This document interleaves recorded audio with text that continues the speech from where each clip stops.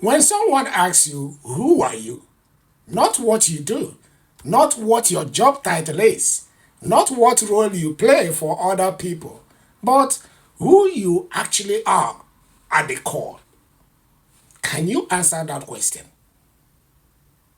Most people can't. They are unable to answer the question. And if that question makes you uncomfortable, or if you feel a kind of blankness when you try to answer that question, then you are exactly where this video is meant to find you. Losing your identity, your sense of identity doesn't always happen dramatically. It doesn't always follow a crisis. It doesn't always follow a breakdown. It doesn't always announce itself with obvious warning signs. Sometimes it's quiet, gradual, invisible. You spend years being what everyone needs you to be: a parent, a professional, a partner, a caregiver, a reliable friend. And you play those roles faithfully, and I would say most often beautifully. But sometimes along the way, in the process of being everything for everyone, you stopped asking yourself, or stop asking who you were for yourself. And then one day, maybe it is a quiet Tuesday, maybe it is a birthday, you feel, something heavier than it should be. You look at yourself and realize you don't fully recognize yourself in it. You see, the life you were living feels like it was designed for someone else. And the person underneath all those roles, you are not entirely sure who they are anymore. That is not a weakness. That is not a failure. That is one of the most human experiences there is. And it is the starting point for something profound. I say, here is one of the most important distinctions I can give you. And it is one of the most people they have never been taught, and they don't think about it. You see, your role is not your identity. I say it again, your role is not your identity. Being a parent is a role. Being a manager is a role. Being a spouse is a role. A sibling, a friend, a professional, they are all roles. And roles are important. And they give shape and structure to our lives. But when you lose a role, when the children leave home, when the relationship ends, when the career changes, if your identity was entirely built on that role, you lose yourself with it. Identity is deeper than roles. Identity is who you are when all the roles are stripped away. It is the person who remains when no one is watching, when no one needs anything from you. You see, when the performance is over, it is just you. And here is what I observed. Most people have invested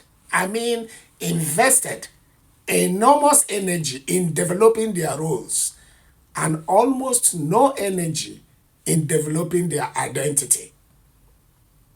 They know how to be a good employee, a good parent, a good spouse, a good team leader, a good boss, a good director, but they have never stopped to ask who they are beneath all that, beneath all the roles they play.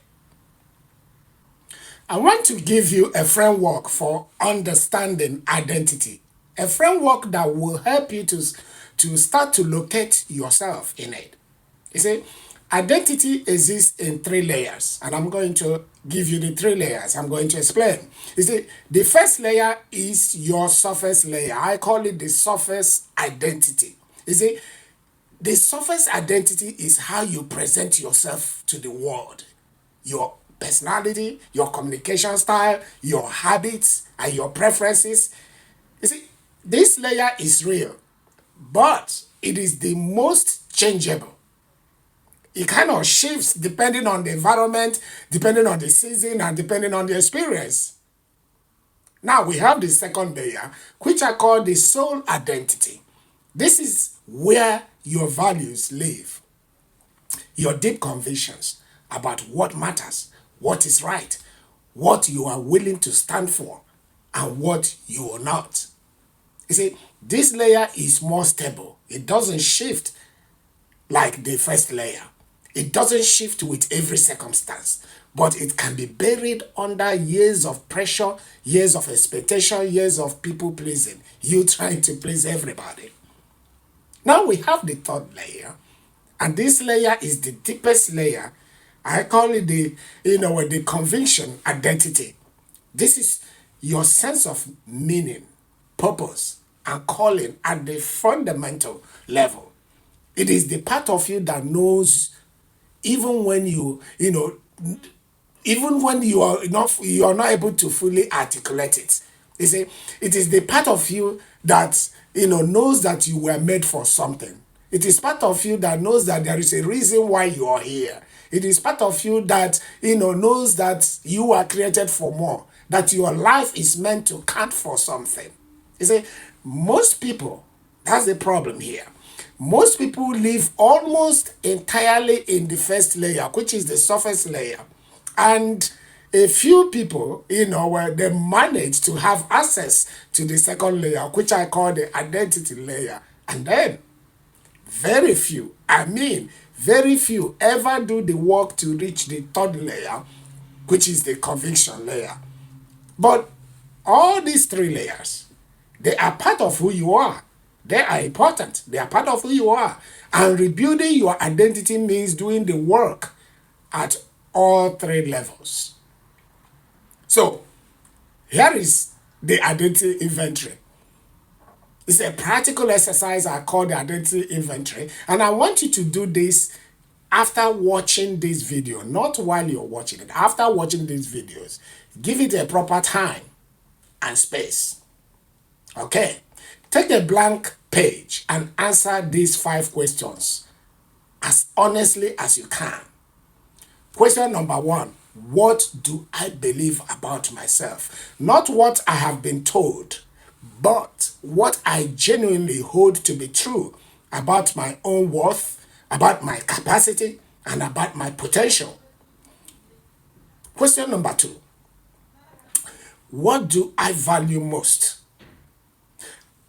And does my daily life actually reflect those values?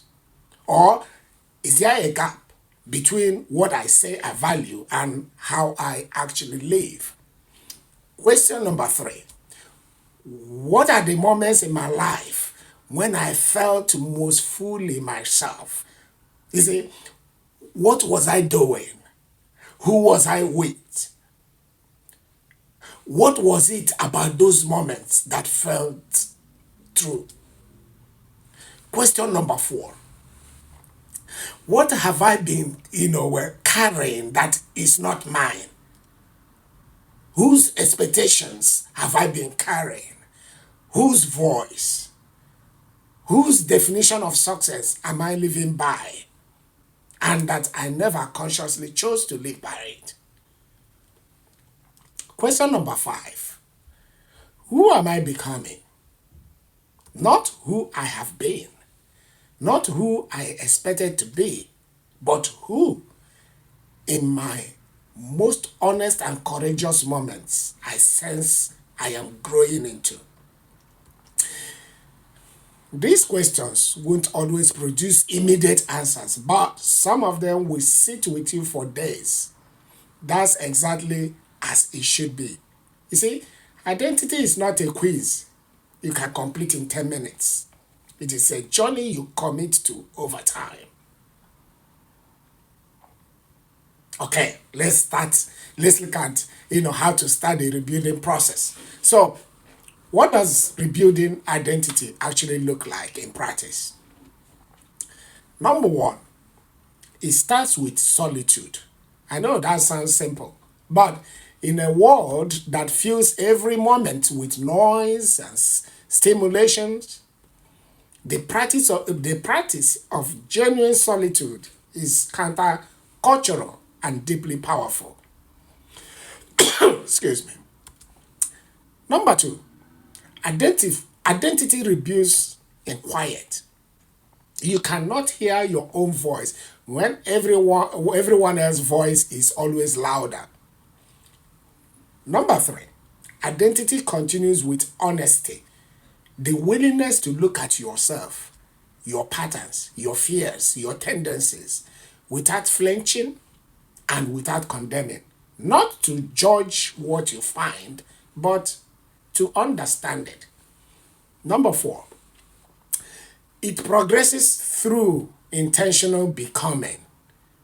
That is choosing deliberately and consistently to act in alignment with the person you sense you are meant to be, not before.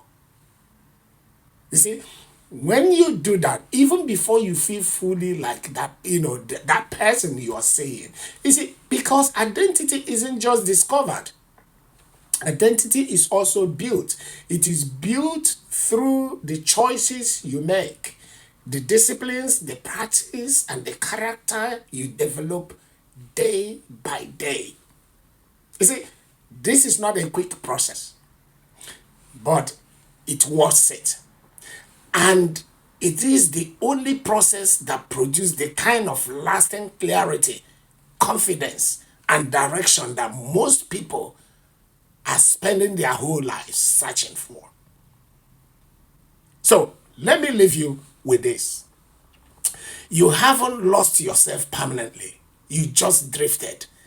And drifts can be recovered with intention, with honesty, and with willingness to do the inner work that most people avoid. You can find your way back to yourself.